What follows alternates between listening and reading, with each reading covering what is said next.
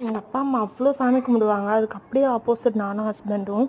வீட்டில் வந்து சாமி கும்பிட்றதுன்றதே கிடையாது. கோயிலுக்கு போனால் சாமியை கும்பிட்றதோட சரி, வீட்டில் வந்து கும்பிட்றதே இல்லை. ஆனால் எப்போ ப்ரெக்னென்ட் ஆனமோ அப்போ இருந்து டெய்லி கும்பிடாத நாளே இல்லை. அதுலேயும் இந்த ஸ்கேனு, பிளட் டெஸ்ட்டு இதெல்லாம் வந்துச்சுனாவே போதும், விழுந்து விழுந்து கும்பிட வேண்டியதுதான். இந்த டைம் ஸ்கேன் எடுத்துகிட்டு அடுத்த ஸ்கேன் எழுதி கொடுக்குறேன். அந்த டேட்டு வரைக்குமே சுத்தமாக தூக்கமும் வர்றதில்ல. அந்த ஸ்கேனில் வந்து நல்லா இருக்கணும் பேபின்னு வேண்டிக்கிறது தான் ரொம்ப அதிகமாக இருக்குது.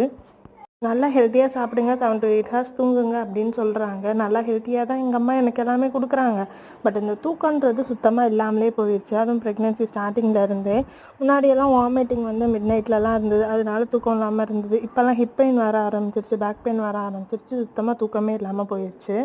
இப்போல்லாம் நமக்கு என்னன்னாலும் பரவாயில்ல, பேபி சேஃபாக இருக்கணும், பேபிக்கு ஹெல்த்தியாக இருக்கணும் அப்படின்றது மட்டும்தான் மைண்டுக்குள்ளே ஓடிக்கிட்டே இருக்குது. இப்போ தான் தெரியுது நம்ம அம்மாலாம் இவ்வளோ கஷ்டப்பட்டிருப்பாங்க நம்ம பெற்றெடுக்கிறதுக்கு அப்படின்றது.